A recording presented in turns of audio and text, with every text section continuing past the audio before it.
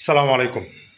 لو انت بتاخد الادويه اللي بننتهي بكلمه جليفلوزين وهي ادويه ممتازه جدا واتكلمنا عنها، ففي حالات لازم توقف فيها الادويه دي مؤقت وليس توقفها دائم، زي حاله حموضه الدم او اليوجلايسيميك كيتو اسيدوزز اللي اتكلمنا عليها قبل كده.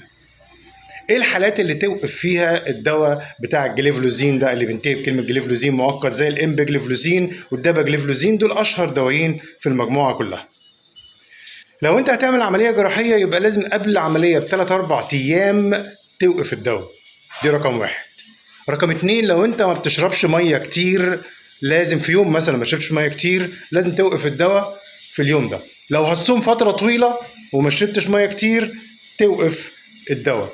لو انت من النوع والعياذ بالله بتشرب كحوليات لازم توقف الدواء. لو انت الاكل بتاعك فيه كربوهيدرات قليل لازم توقف الدواء. لو انت عيان وتعبان جدا جدا ومش قادر تتحرك ولا تاكل ولا تشرب لازم توقف الدواء لغايه ما تعدي المرحله دي. يبقى بالتالي لازم توقف الدواء في الحالات دي كلها، ولما تعدي المرحله دي تاخد الدواء عادي. لو هتصوم قبل الفجر لازم تشرب كميه ميه كبيره علشان ما يحصل لكش الاثر الجانبي الخطير اللي قلنا عليه قبل كده وهو حموضه الدم. سلام عليكم.